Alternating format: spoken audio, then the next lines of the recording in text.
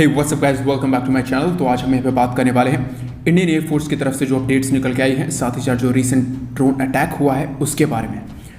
तो उससे पहले एक इंपॉर्टेंट नोट है, हमने अपना डिस्कॉर्ड सर्वर लॉन्च किया है। अगर आपने ज्वाइन नहीं किया है तो उसको जाके आप ज्वाइन कर सकते हो। लिंक जो है वो डिस्क्रिप्शन में मिल जाएगा। वहाँ पे जो क्विज हैं वो होते रहते हैं, जो प्राइस हैं वो यहाँ पे दिए जाते हैं। इसके अलावा जो डिफेंस डिस्कशंस हैं वो भी आप वहाँ पे कर सकते हो। तो यहाँ पे इंडियन एयरफोर्स ने 2 ट्वीट्स जो है वो यहाँ पे की हुई थी। यहाँ पे दोनों ट्वीट्स को आप पढ़ सकते हो। इसका सीधा सीधा मतलब ये होता है कि जो 2 ड्रोन्स हैं वो इंडियन एयरफोर्स के जम्मू एयर स्टेशन में घुस आए और एक जो ड्रोन है वो यहाँ पे ओपन फील्ड में क्रैश हो गया और जो दूसरा ड्रोन है वो यहाँ पे बिल्डिंग को पेनिट्रेट कर गया था। साथ ही साथ इंडियन एयरफोर्स ने ये कहा है कि यहाँ पे कोई भी इक्विपमेंट को डैमेज नहीं पहुँचा है, लेकिन यहाँ पे कुछ सोर्सेज का कहना ये है कि यहाँ पे जो 2 पर्सनल्स हैं यानी कि इंडियन एयरफोर्स के पर्सनल्स हैं उनको यहाँ पे थोड़ी बहुत जो चोटें हैं वो यहाँ पे आई हैं। साथ ही साथ जो बिल्डिंग की इमेजेस हैं वो भी आप यहाँ पे देख सकते हो। तो अगर आप इस इमेज को एनालाइज करते हो तो आपको ये समझ में आएगा कि जो आईडीज़ लगे हुए थे वो यहाँ पे छोटे नहीं थे। अगर ये जो ड्रोन है वो किसी एवैक्स के रोडोम पे या फिर किसी हेलीकॉप्टर्स पे या फिर किसी फाइटर जेट पे ही जाकर क्रैश करता तो काफ़ी बड़ा जो नुकसान है वो हमें यहाँ पे उठाना पड़ सकता था।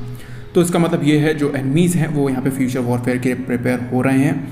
आप लोगों को एक बात पता होनी चाहिए कि यहाँ पे इंडियन एयरफोर्स और साथ ही साथ इंडियन आर्मी ने यहाँ पे स्वॉर्म ड्रोन्स का जो तरीका है और जो स्वॉर्म ड्रोन्स है उसको यहाँ पे डेमोन्स्ट्रेट किया हुआ था। यानी कि दोनों ही फोर्सेस के पास स्वॉर्म ड्रोन्स अवेलेबल हैं, वो ऑपरेशंस भी कर सकते हैं, साथ ही साथ केपेबल भी हैं।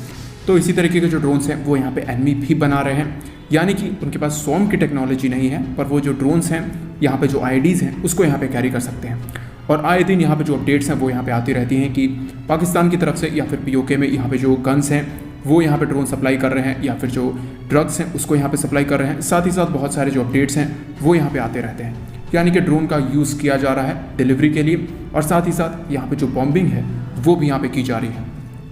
तो अब यहाँ पे कंक्लूजन में आते हैं, इसमें जो ड्रोन है वो यहाँ पे कौन सा यूज़ किया जा सकता है। अभी जो कुछ सोर्सेज की तरफ से चीज़ें जो निकल के आई हैं, यहाँ पे ये पता चला है कि 5 किलोमीटर के आसपास का जो एरिया है सिर्फ वहीं से जो ड्रोन्स हैं वो यूज़ किए जा रहे हैं। इसका क्लियर मतलब ये होता है कि ये जो ड्रोन है वो फ्लिपकार्ट या फिर अमेजन से नहीं आया है। ये जो ड्रोन है वो घर पे बनाया गया है, यानी कि इस ड्रोन को किसी तरीके से किसी ड्रोन इंजीनियर ने बनाया है या फिर किसी और इंजीनियर ने बनाया है जिसको ऑलरेडी ड्रोन बनाने में महारत हासिल हो चुकी है। साथ ही साथ ऐसा भी हो सकता है कि इसको क्रॉस बॉर्डर से यहाँ पे एक्सपोर्ट किया जाता हो, साथ ही साथ सपोर्ट किया जाता हो इन लोगों को इस तरीके के ड्रोन अटैक्स करने के लिए।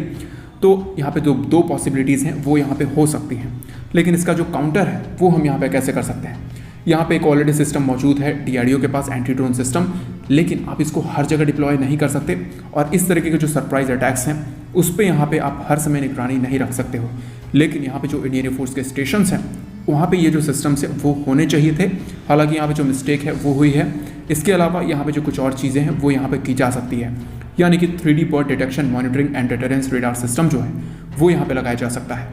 ये जो ड्रोन्स हैं और जो बर्ड्स होते हैं वो माइक्रो डॉपलर जो सिग्नेचर्स हैं वो यहाँ पे इमिट करते हैं, जिसका मतलब ये है कि जो बर्ड्स रेडार है यानी कि जो 3D बर्ड रेडार है वो यहाँ पे ईजिली इस तरीके के जो ड्रोन्स होते हैं या फिर जो बर्ड्स होते हैं उनको डिटेक्ट करने में सक्षम होता है। ये जो रेडार होता है वो K बैंड और W बैंड पे काम करते हैं और साथ ही साथ बर्ड्स और जो ड्रोन्स हैं वो भी यहाँ पे K बैंड और W बैंड पे ईजिली डिटेक्ट किए जा सकते हैं, मॉनिटर किए जा सकते हैं। तो इसका मतलब ये है कि इस तरीके के जो 3D bird and drone radar है उसकी रिक्वायरमेंट हमें सबसे ज़्यादा है आज के समय में। और इंडियन एयरफोर्स की जो रिक्वायरमेंट थी जो कि कुछ सालों पहले दी गई थी, अगर वो चीज़ें कंप्लीट नहीं हुई हैं तो उसको कंप्लीट करने की ज़रूरत है।